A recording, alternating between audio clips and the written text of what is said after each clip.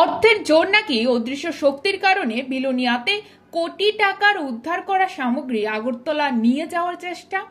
বৈধ বা অবৈধ সামগ্রী তা কোনো খতিয়ে না দেখে আগরতলা কাস্টমস আধিকারিকরা জোর জবরদস্তি করে বিলোনিয়া থেকে নিয়ে যাওয়ার চেষ্টার ঘটনায় বিএসএফ এর সহ সংবাদ মাধ্যমে প্রতিনিধিদের বিভিন্ন প্রশ্নের সম্মুখীন হতে হয়েছে। আগরতলা কাস্টমসের এক আধিকারিক প্রশ্নের সঠিক উত্তর দিতে পারেনি।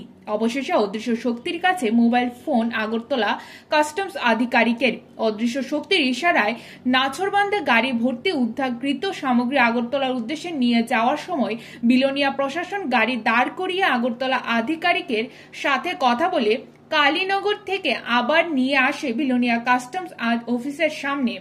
কোনো কিছু খতিয়ে না দেখে সিজার লিস্ট না করে বিলোনিয়া থেকে উদ্ধার করা হয় কোটি টাকার সামগ্রী। Bureau report, জনদর্পণ। বিলোনিয়া মহকুমা প্রশাসন, বিএসএফ এবং কাস্টমসের যৌথ অভিযান আমরা একটা চালাই। যদি আমরা একটা ট্রাক গাড়ি, সন্দেহবাজার একটা ট্রাক গাড়ি আমরা উদ্ধার করি 1 নম্বর টিলা বাজার থেকে বিলোনিয়ার, এবং সেটাকে বিএসএফ প্রশাসন এবং কাস্টমসের যৌথ অভিযানে যৌথ প্রচেষ্টায় আমরা ট্রাক গাড়ি থেকে সমস্ত মালপত্র নামাই। এখন আমাদের নামানোর কাজ চলছে।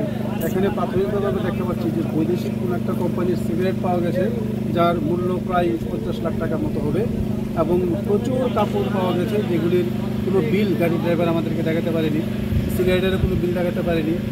সিগারেটের বিল দেখানো সম্ভব নয়। আজকে বিলোনিয়া মহকুমা প্রশাসন, বিএসএফ এবং কাস্টমসের যৌথ অভিযান আমরা একটা চালাই। এ নিয়ে আমরা একটা ট্রাক গাড়ি, সন্দেহবাজার একটা ট্রাক গাড়ি আমরা উদ্ধার করি 1 নম্বর টিলা বাজার থেকে বিলোনিয়ার, এবং সেটাকে বিএসএফ প্রশাসন এবং কাস্টমসের যৌথ অভিযানে যৌথ প্রচেষ্টায় আমরা ট্রাক গাড়ি থেকে সমস্ত মালপত্র নামাই। এখন আমাদের নামানোর কাজ চলছে। এখানে প্রাথমিকভাবে আমরা দেখতে পাচ্ছি যে বৈদেশিক কোনো একটা কোম্পানির সিগারেট পাওয়া গেছে, যার মূল্য প্রায় 50 লাখ টাকার মতো হবে, এবং প্রচুর কাপড় পাওয়া গেছে যেগুলির কোনো বিল গাড়ির ড্রাইভার আমাদেরকে দেখাতে পারেনি। সিগারেটের কোনো বিল দেখাতে পারেনি। সিগারেটের বিল দেখানো সম্ভব নয়। সেটা বৈদেশিক কোম্পানির ছিল, এবং আমরা অনুমান করছি সেটা বাংলাদেশে পাচার হওয়ার জন্যই গাড়িটা এসেছে। Bureau report, Janadarpan. মালিকের নাম